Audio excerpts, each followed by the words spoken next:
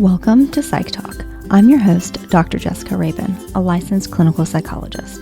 If you are a mental health professional, student in the social science field, or just interested in psychology and mental health, this podcast is for you. Although topics discussed on this podcast are similar to therapy, Psych Talk is not a replacement for therapy and is for educational and entertainment purposes only. So let's dive into today's episode. Hey everyone, welcome back to Psych Talk, and thank you so much for joining me for today's episode. Today I have a very special guest with me, Sophia Vale Galano, who is a licensed clinical social worker. So Sophia, thank you so much for being here today. Thank you so much for having me. I'm very excited to be here. I am so excited for our conversation, and just from the few minutes that we were chatting before, I know it's going to be a great conversation. But before we jump into that, can you introduce yourself, a little bit about your background, what you do, and anything else you want to share? Yes, absolutely. So I'm a licensed clinical social worker, as you mentioned. I have been working with teens and their families for going on 11 years now. I most recently wrote the book Calming Teenage Anxiety, A Parent's Guide to Helping Your Teenager Cope with Worry. The book is really summarizes what I do professionally in the sense of my specialization, the areas in which I'm most passionate about, and that is helping teens and their families navigate anxiety and what to say, what not to say, what to do, what not to do. I love working with this population, and I'm really passionate about providing concrete tools and resources for parents versus just talking about anxiety as a problem, knowing that it's there. It's really, what do we do next? Mm-hmm. So I've worked with teens and their families, specifically with anxiety, but, with substance use, depression, self-harm, helping teens with, increasing their self-confidence, self-esteem, in a variety of different settings. So private practice, schools, both independent and public, residential treatment centers, medical settings, outpatient centers. So a variety of different places. But again, I'm really passionate about this field and population. I'm excited to share more tools that I list in my book. Yeah, absolutely. And as somebody that also works with teens, I am so happy to connect with somebody else that loves teens because I know, I don't want to say I know, I feel like a lot of people in our field don't love teenagers. They're like, they Right. love the littles or they like Yes. adults. They And get a bit so, scared. which I Yes. mean, valid in some Yeah. ways. Like, Yes. my teenagers sometimes scare me in the best ways, as in like just like their knowledge and like I'm like, Yeah. oh yeah, They're coming so back and real. they're so real, they're Mhm. unfiltered, which is what I love about it. So I love connecting with other people that share that passion for adolescence Totally. like I do. Totally. It's a fun population for sure. Like never a dull moment. They Never. really, encourage you to stay present because they are very present and Hmm. again, very authentic and real and a very pivotal time in their life too, where they can take so many different Absolutely. paths. So that's why, I personally feel it's just so important for that population to have great support around them.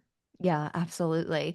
So how did you come to specialize in teenagers, teenage anxiety Yes. specifically? I know you've worked with other Yes. presenting problems as well, but how Yes. can you share a little bit Yeah, about how you ended up where you are absolutely. today? Yeah, absolutely. So I first fell in love with working with teenagers when I was in graduate school. So, one of my first internships was working at a large public school, and I really liked working with that population. And really from then on out, that's where I knew I wanted my focus to be in working with teens. And, I again started working with teens in other settings after I graduated, like I said, kind of more of the smaller schools, residential centers, hospitals, while I was building my practice. But really what kind of caused me to kind of hone in on the anxiety piece and working with the parents is a number of years ago what I would do is I'd go around to different schools and I provide these parent education talks. So Hmm. I talk about the kind of the opening chapter of my book that I pick a different topic to speak on. So, I do some I remember on, substance use disorders, depression, vaping. And, I remember I did one specifically on anxiety. And I remember the room was just completely packed. I remember there were tons of parents there. All the seats were filled. The parents were kind of standing along the walls. And so many parents really just wanted to help and did not know what to do, and really Wow. wanted these concrete tools. And it inspired me to say, okay, well, let me write a book so that Hmm. parents can really reference this book and be able to say, okay, this is how I start a conversation. This is how I continue a conversation. This is how I know Hmm. when a teen needs more support in the area of anxiety. But in addition to that, I just felt that there was a gap there. I feel, Hmm. and I know I kind of mentioned this earlier, that there are many conversations about how anxiety is really on the rise and it's a Yeah. problem, and people saying it's like, an epidemic and it's a cause for concern, and it's really scary, and and then what? And then what do we Yeah. do with that? So Hmm. that was really where, I was inspired of, okay, let me help here. Let me see Yeah. what I can do, specifically with this population. Yeah. I think you brought up such a good point there of like we're talking about anxieties on the rise, but we don't really talk about what to do with that Right. information. Right. It's Right. It's like, like okay, now I'm scared. Now what? Yeah. what the anxious generation was it this year, last year was like the best-selling book and things like that. And so we're talking about anxiety, we're talking about teenage mental health is so bad. And then what? And it makes sense targeting parents or guardians because Yes. as much as developmentally teens do, seek out social support from their Right. peers, the peers have Hmm. stronger influence. At the end of the day, for most teenagers, they're going home to Yes. parents, guardians, Yeah. especially I'm assuming the ones that are showing up to your talks and stuff are ones that want to be involved, Yeah. They want to help. Yeah. parents. So we need to Definitely. help the parents too. Definitely, definitely. And what happens sometimes, and I feel for these parents is, they really want to help, and, maybe they don't have the tools that are the most effective, and they wind up taking actions that end up pushing the teenager farther Hmm. away, and it's very frustrating for the parent and for the teenager. And, the parent says, well, what did I do wrong? I don't understand. I'm trying. My teen's not opening up to me. I know my teen is suffering. What do I do? And Hmm. there are some modifications that we can make, to really help these parents where, it's kind of just a little bit of retraining or thinking Hmm. creatively. But, not only is it then healing for the teenager, but also for the parent too. It's kind of a Yeah. bit of a chain reaction. Absolutely. And so you just beautifully shared not only how you became passionate about this population, but really what inspired your book. And I heard you say like there was really not only all these people showing up, but like really a gap. Yes. Um, so you shared just a little bit about like what inspired you to write the book. And I guess I want to hear more about like why you felt like a book was so needed for Yes. these Yes. parents. Yes. It's such a good question. I appreciate you asking that. So really, and this is the way that I wrote the book too. And I really wanted the book to be accessible for everyone. So I wanted a Hmm. parent with the PhD to be able to pick up the book and say, okay, this lands for me. And, I resonate Hmm. with this, and I'm going to, apply these tools. And I wanted the parent who, let's say, didn't finish high school, pick it up and say, Yeah. I don't need to, have been in school for years and years and years to understand how to do this, or I don't need to have gone to therapy myself or a Hmm. million different parenting workshops or have read 1,000 different parenting books to be able to apply this. What I really want to do is to provide a kind of basic blueprint Hmm. for parents to follow, where they can say, hey, here are some concrete words that I can use or phrases that I can actually avoid or do my Hmm. best to kind of refrain from integrating into a conversation with my teenager, where it's I don't want to use the word easy, but it's It, accessible. It's yeah. simple. It's less complicated. Like my goal is to really kind of break it down so it's very user friendly. And Yeah. and that's where I felt that a bit the gap was, that there is, you know, like I said, many conversations around, what's causing the anxiety, and hey, maybe if we remove the causes to Hmm. anxiety, or if let's say we take away a kid's phone, or we don't actually, Yeah. have them use social media. Okay, but Yeah.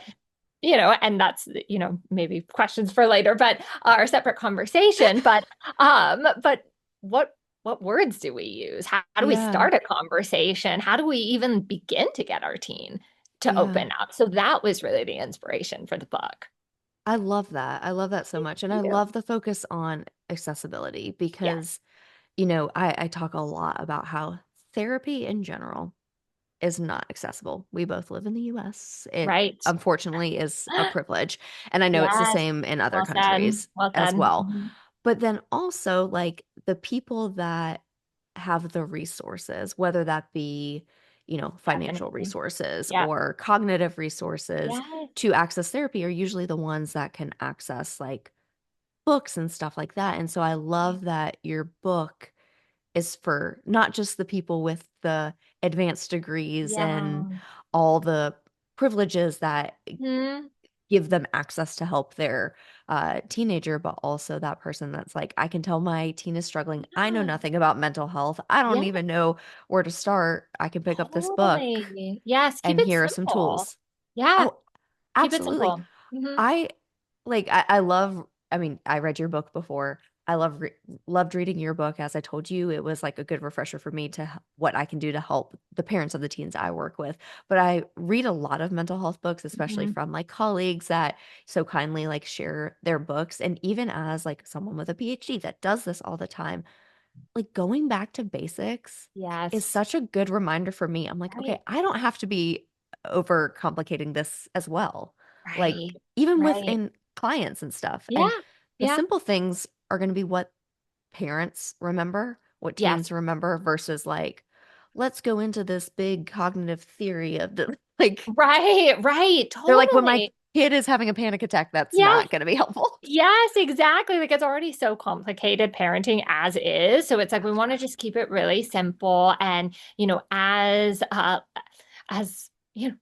less daunting as possible. That's a better way of phrasing it, less daunting as possible. And really, what message that I really do my best to convey in the book and when I'm working with parents in my practice and teens in my practice and when I'm supervising therapists Hmm. too is approaching things with a very non-judgmental and self-compassionate lens that Hmm. this is such a complicated subject that oftentimes very, very well-meaning parents, like I said, will, either say the wrong thing or oftentimes overlook a teen's anxiety or Hmm. not realize that the teen is really trying to communicate something to them and it's kind of mislabeled as maybe teen angst or, them being moody. And it's just so important for the parents to practice that self-compassion and, Absolutely. self-forgiveness that it's okay if, let's say, they've done it wrong up until Hmm. this point. It's not a lost cause. Yeah, absolutely. And I know we're going to get into so many of those like tips that you have for Sure. parents, what they can do, what we should not do. Hmm. But before we get in all that, I just want to first have a conversation about teenage Right. anxiety. So like Right. what are some common signs and symptoms Yes. of anxiety in adolescence that say a parent's listening and they're like, okay, I want to know all the tips, but like first, like, what am I even looking for in Right. my teenager? Right. Right. Right. So what I usually start with is, reminding slash informing, parents that teens are not expert communicators. So I know that sounds a Hmm. bit of a no-brainer, but sometimes we can forget that. Oh So yeah. teens are not going to express their feelings typically in the same way that adult will. I mean, Hmm. I always joke that, the teen is not going to go to their parent and say, "Mom, Dad, I'm really struggling emotionally and I could benefit from some coping skills and stress management tools and emotional regulation techniques." Like, no, No. again, Yeah. if there's a teen out there, I would love to meet them because I Hmm. haven't come across one who will say that to their parent, but maybe they're out there. But most times what the teen is going to say is, "Everything sucks. I hate this. I'm freaking out. I don't want to go to school." It's going to come across as, let's say, maybe defiant, Hmm. avoidant, confrontational, sometimes even kind of hostile or combative. It's going to come across in a way that might not register to Hmm. an adult or a parent that, oh, my teen is actually really suffering. A parent Yeah. might think my teen's just being kind of rude or Yeah. moody or aggressive.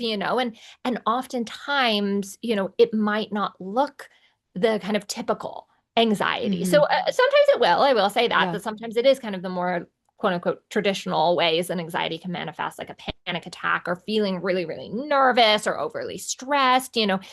But other times it's the not wanting to go to school Yeah. or isolating or staying in your room or dropping out of the things that, the teen once loved to Hmm. do. Like it might look very different. And there are Hmm. ways for, and I'm sure we'll get into this later, but ways for the parent to really identify, maybe if it is cause for concern, but to Hmm. start for parents to remember that it might not appear what we think. It might Hmm. not appear as kind of that traditional anxiety. Yeah.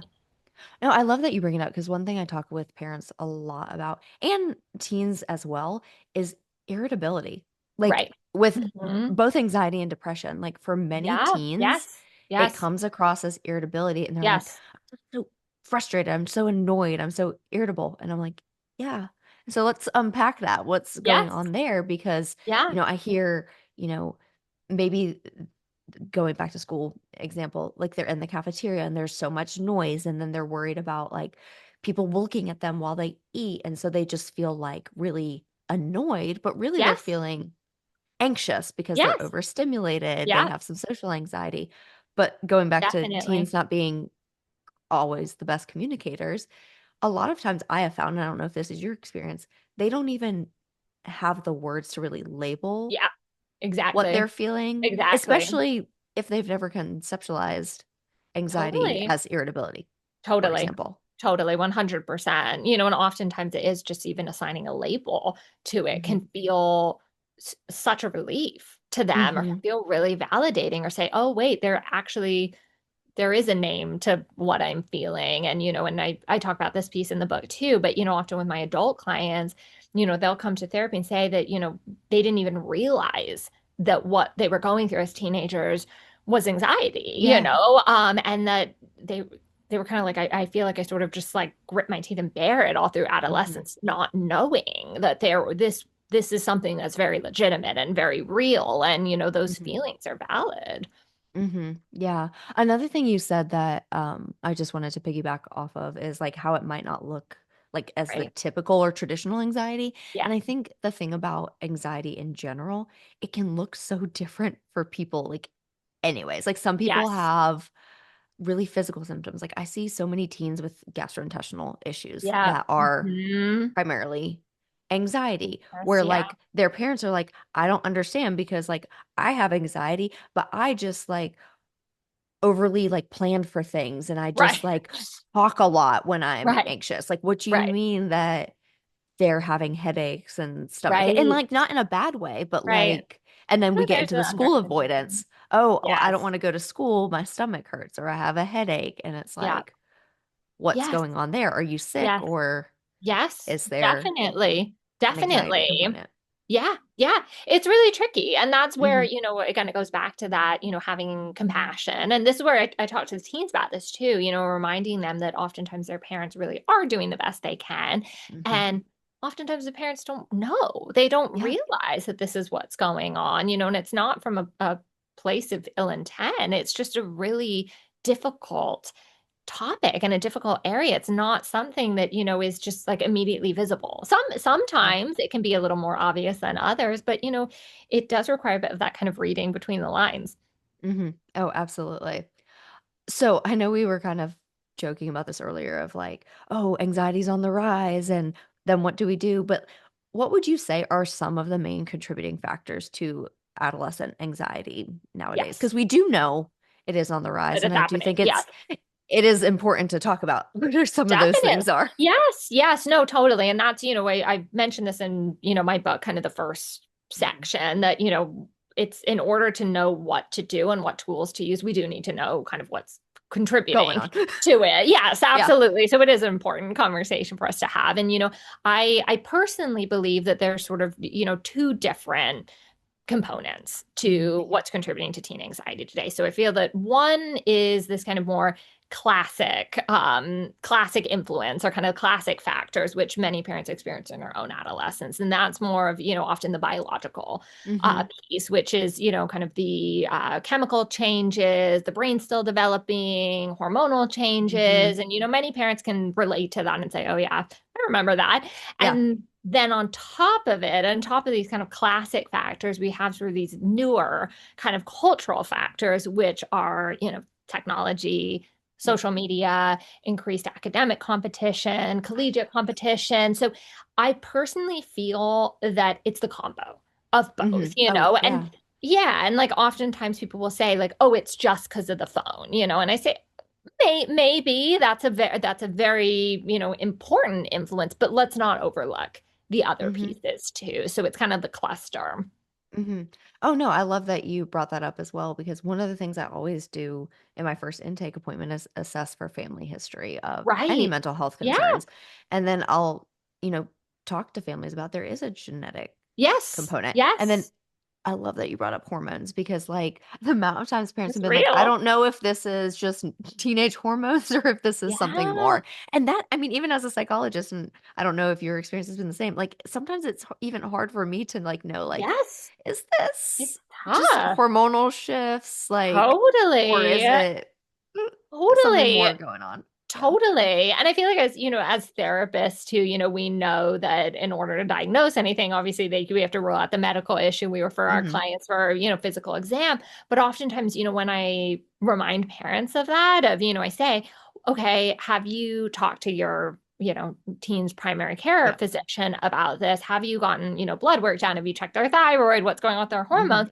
They're understandably like, oh my gosh, I didn't even think about that. I Yeah. didn't even know that that was important. So, that's also something that, I kind of get into in the book of just like ruling out anything that's physical, because sometimes there really is something physiological going on. And, once Hmm. we, you know, alleviate that, I mean, it's wild, of course. Like there will be, some teens who remain still anxious, but other times it's really like, oh, there's something that's untreated here. Hmm. And if I'm on the right medication or I'm working with my doctor, we do see big differences here. Yeah.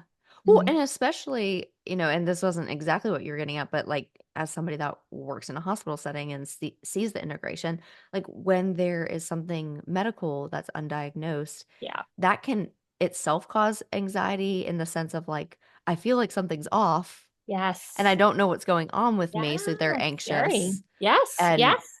so I would imagine, yeah, when you have that get 100%. treated, it might not eliminate all anxiety. And I always say, like, zero anxiety is never a good goal because, like, anxiety does protect us in certain Yeah, of situations. course. Of course. Um, but, now they're like, oh, this thing was actually wrong. I'm not just like Yeah. thinking something is horribly wrong Right. with me, Right. causing Totally. more Totally. anxiety Yes. Yes. because of the unknown. Absolutely. Yeah. Yeah. Definitely. So you were just talking about like, okay, first section of your book, you're really just talking about well, not really, but Mhm. you're talking about some of the things like what signs and symptoms to look for, what are the causes, Yeah. ruling out the medical stuff. In the second section is really dedicated to ways parents can help their teenager cope with Yes. anxiety. And we were Mhm. starting to get into this a little bit before, and Yeah. I just wanted to make sure like we talked about the other pieces first, but Totally. I know we could talk about this for a very long time, but can you Right. highlight some of the things? Because I Yeah. don't want you to give away your whole book, Totally. that parents can do to help their anxious teenager. And I realize Yes. that's a very loaded question. Yes. No, but it's an important one, and I always, remind everyone that first of all, this is a generalized overview. So there are going to be emergency exceptions to what Yeah. I say. So, I always like to remind everyone of that if there's, something life-threatening, if the teen is, there's severe self-harm, Mhm. suicidality, substance use, we're going to take a very different approach to what I'm about to say. But, generally speaking, what I recommend is for parents to, I know this is hard, but to lean on active listening versus fixing and providing solutions. Again, if there's an Mhm. emergency, it's appropriate to fix Yeah. and provide solutions. But generally speaking, again, most parents go in and they want to fix or they want to alleviate a Mhm. teen's suffering, which is completely understandable. Why would they Absolutely. want to, just watch their child suffer? But what ends up happening is it pushes the teen farther away. So, a teen will say, hey, mom, dad, I'm really freaked out. I'm really stressed. I'm totally overwhelmed. And the parent says, well, have you tried meditating? How about going for a walk? First of all, great solutions. Like those Yeah. Oh, work. absolutely. But the teen is like, you're not listening to me. That Yep. doesn't help. Ugh, I can't talk to you, and kind of storms off. And the parent's like, wait, what? What just happened there? Mhm. Whereas if a parent, let's say, says, tell me more about that. I really Mhm. appreciate you sharing that with me. What does that feel like to you? how can I support you? Let's talk a little bit more about it. Would you tell me a little bit more about it? And kind of, opening up a dialogue that's two-sided and, Mhm.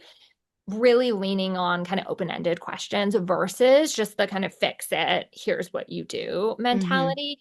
Ultimately, I remind parents if they're having a hard time with this, that ultimately that does provide a solution because it does help Yeah. the teen feel better. It's just a bit more gradual and can feel unusual for a Mhm. parent to do that. It's going to feel hard. It's going to feel Yeah. different, and it's a new way of also being. Oftentimes, when our kids are younger, we kind of have to provide Mhm. solutions or kind of fix it. Yep. Like let's think of the baby is crying. We're not like, tell me about your hunger. We give them the bottle.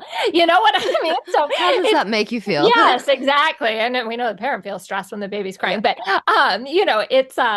it's kind of relearning how to parent in a way. So it's tricky, but if there's kind of one takeaway, that's where I encourage Mhm. parents to start. Yeah.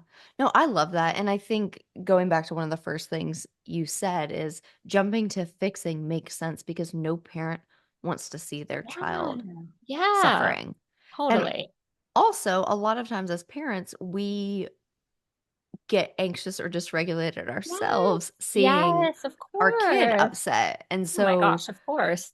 Yeah. you have a teen saying, I'm freaking out, I'm, you know, overwhelmed, da da da da da. The parent's like, oh, I have a fix because sitting with that, I mean, and active listening is such an important skill. Yes. It takes more time and it can be hard for a parent So to sit hard. and Yeah. listen because now they're getting more details of their Yes. child's suffering. It's so painful. Yeah. It's so And like painful. you said though, but you're opening the door to like actually listening to your teen. So they're going to come to you more when Yes. maybe there are Yes. even those bigger things that you were mentioning earlier. Yes, yes. It teaches the teen that the parent is a safe person to talk to, that they're not going to feel judged, that, Mm, the parent is going to be there for them yeah. and genuinely wants to learn more and is starting to treat them more like an adult, and Hmm. less like a kid, which a teen really respects and is really looking for, but there's still kind of that safety net here. And Hmm.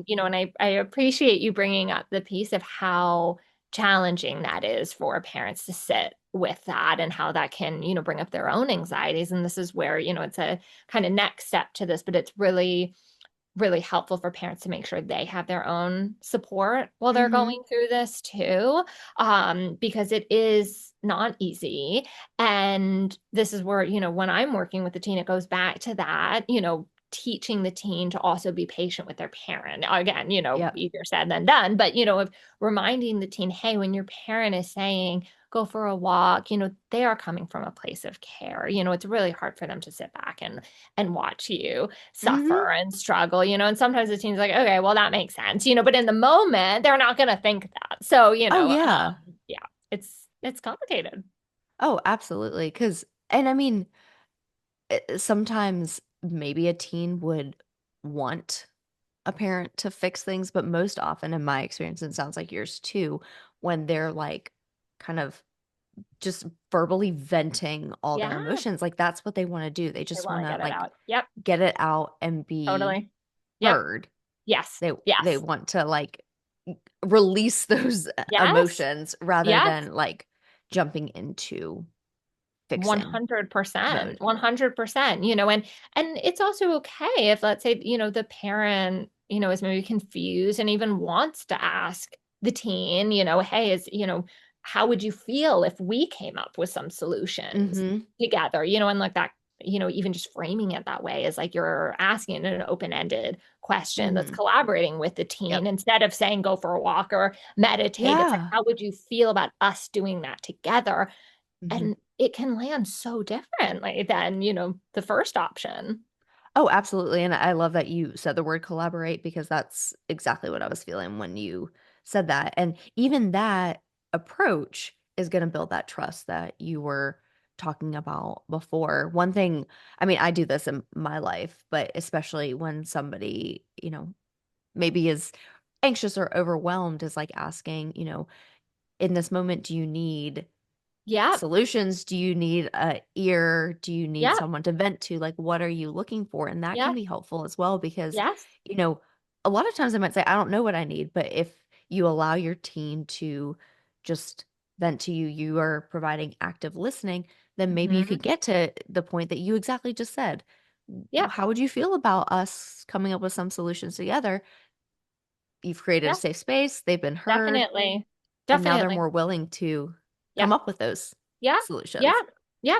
And also, it doesn't happen overnight too. Oh, So yeah. sometimes what will happen is, parents, or guardians will come and, they say to me, well, Sophia, I tried this, I did it. And then, the teen kind of shut down. And then I say, well, how has it been since then? Have you tried to kind of revisit at a later time? And they're like, well, not really. Or like, I thought I kind of did, and they shut down, but Hmm. it's important to remember that it doesn't happen overnight and it's going to require multiple conversations here, like basically not to let one conversation be the last Hmm. conversation. Even if a teen opens up to a parent for 30 seconds, it's great. Yeah. Or 1 minute, it's wonderful, and not to get discouraged because again, remember this is a teen we're talking about, not an adult too, Hmm. that it's just going to Yeah. be kind of a gradual process. And look, like, maybe the teen opens up to the parent for half an hour or 10 minutes, which is amazing, Yeah. but just to keep in mind that every little step is a big step for the teen. Hmm. Oh, absolutely. And you saying all that also just made me think of like this is a practice. Like it's a Yes. practice for the teen, it's a practice for the parents. And like, I mean, I don't want to say there's nothing in life, but I there's very few things in life that I would say like you do once and everything's fine after Yes.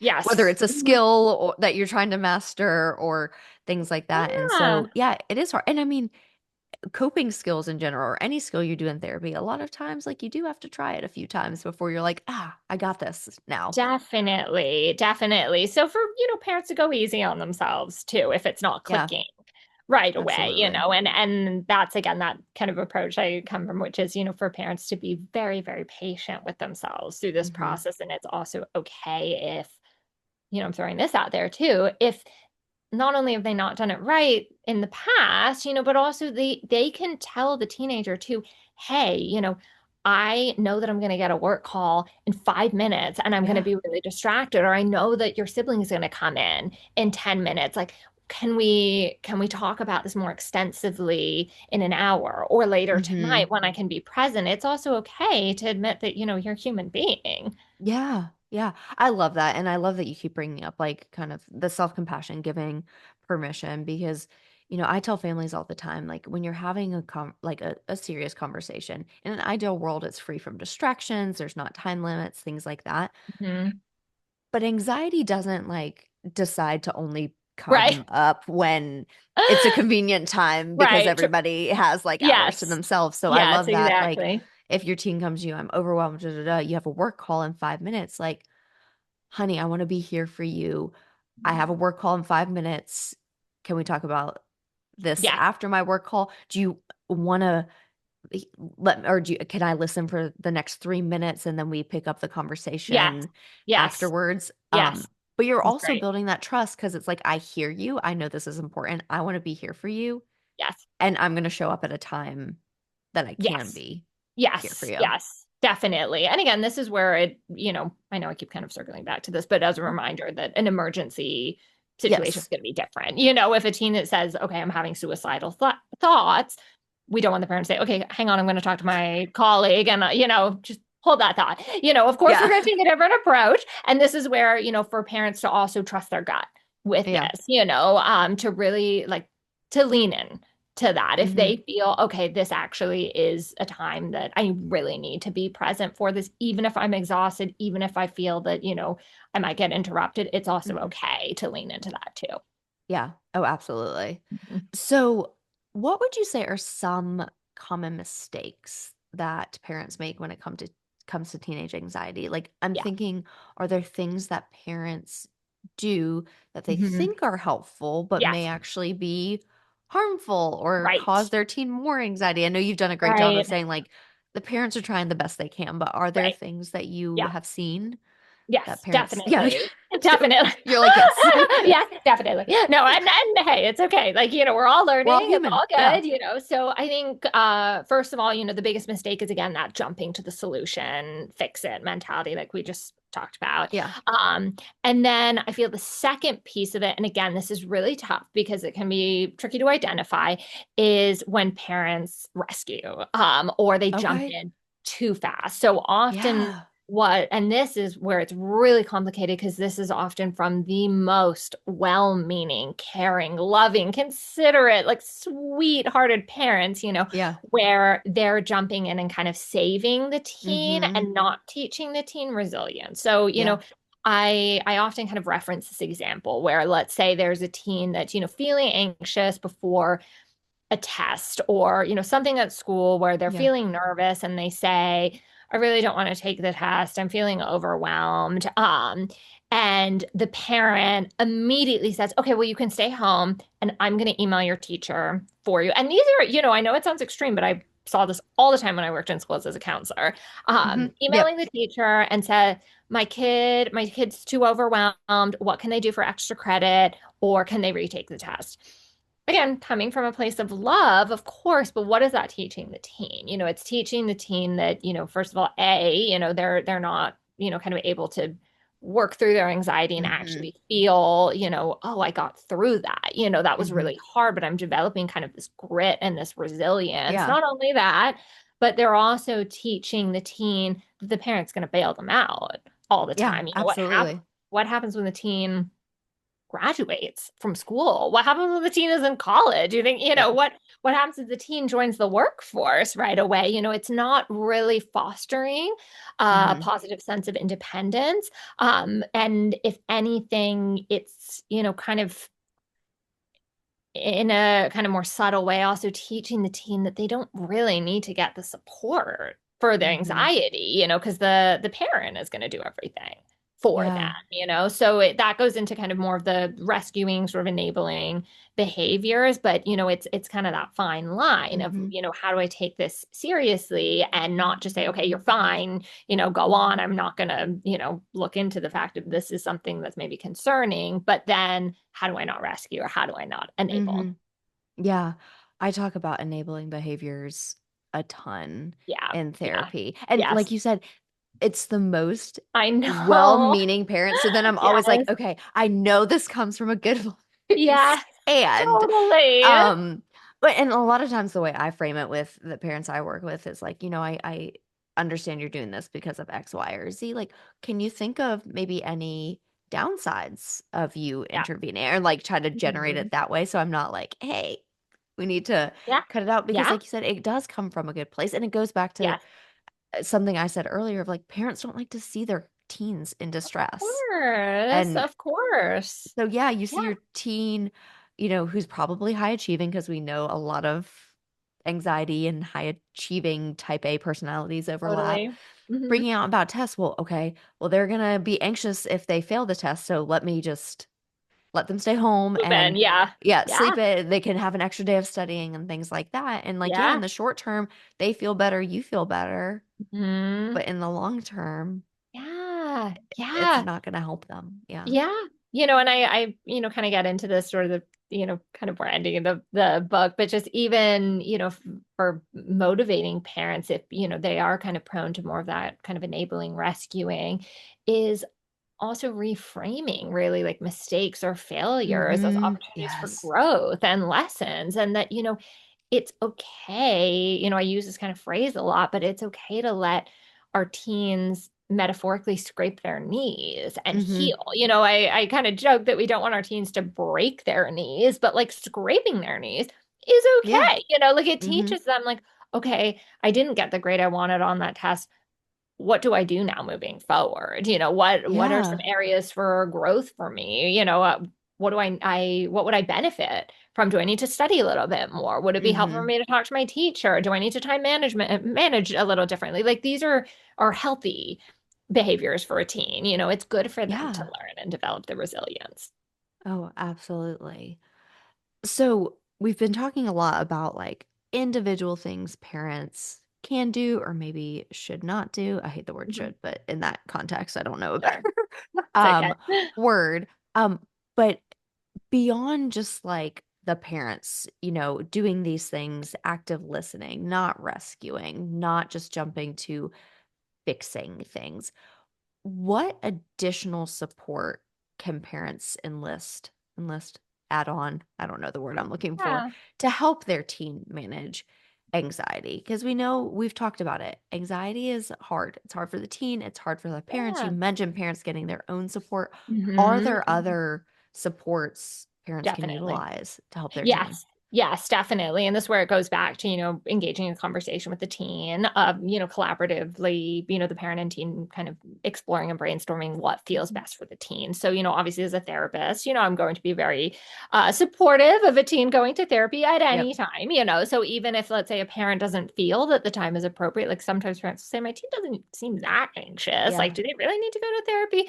I would support them doing that. But oftentimes, therapy isn't for every teen. Or when I say Yeah. therapy, also traditional therapy. So some teens really they don't thrive in kind of the typical traditional therapy office where they're just sitting on a couch kind of Hmm. facing the therapist. Maybe what it looks like is the teen getting involved more with a therapist that's going to, go on walks with them, or they're going to work with a Hmm. coach, or they're going to join a group, or they're going to do something, kind of more holistically outside of Hmm. therapy. If they're, let's say they are going to therapy, but, they still would benefit from something else. Like, let's also talk about, like, what are you doing in terms of exercise and time in terms of Hmm. nutrition? Are you looking into, other forms of healing? Like oftentimes it's, again, lots of different, options here. I kind of have a resource list at the end of the book, but it's like, the teen getting acupuncture, the teen doing Yep. yoga, the teen getting involved in martial arts, the teen doing equine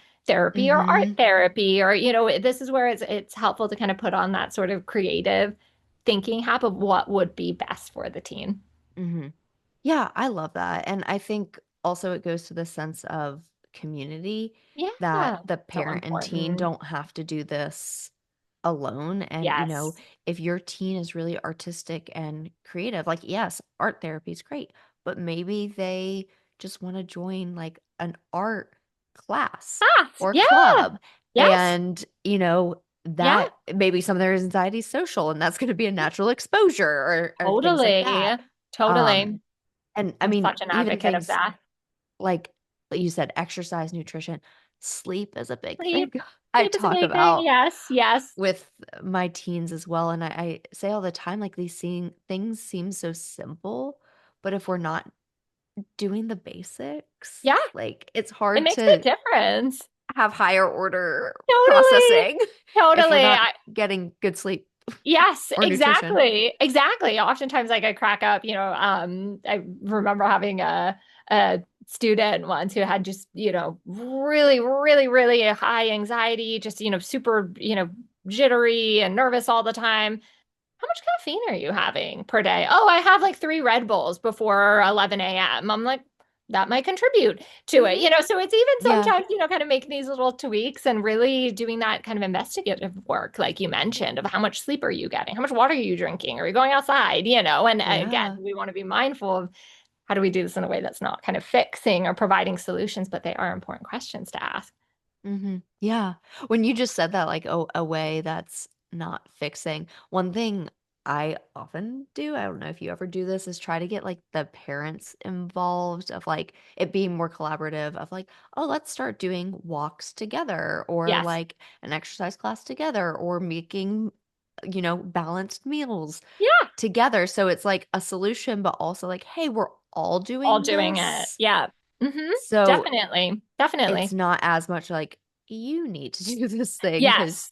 you Yes. have anxiety. Yes, yes. And I suggest this too, when in the book, when we talk about kind of the different modalities and, kind of forms of support, of even having conversation with the teen of how would you feel if we did this Hmm. together, or is this something that you feel you'd want to do independently? Like, would you want to join an art class by yourself?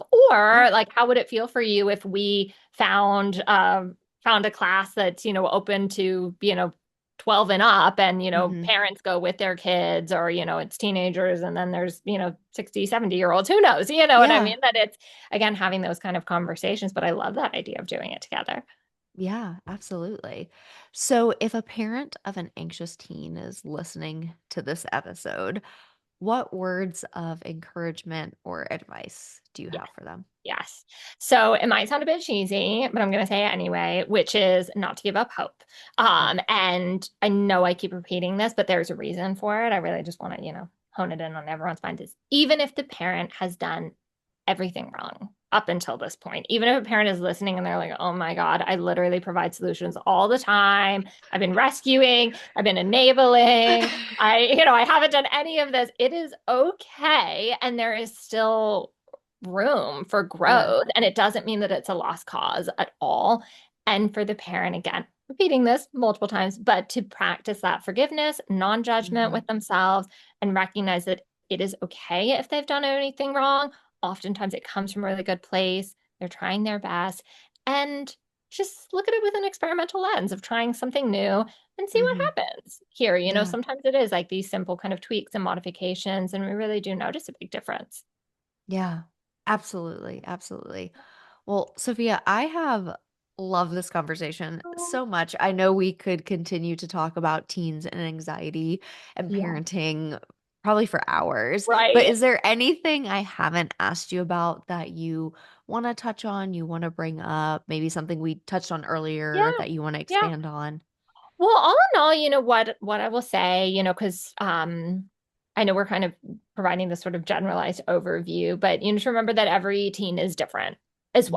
well, and that what works for one teen might not work for another, So again, to keep in mind too, particularly if let's say like, there are siblings in a house and, one approach really works for the older sibling, it might work differently for the younger Hmm. sibling. So for parents to just really, again, think creatively and just remember that it's okay to experiment, different approaches here.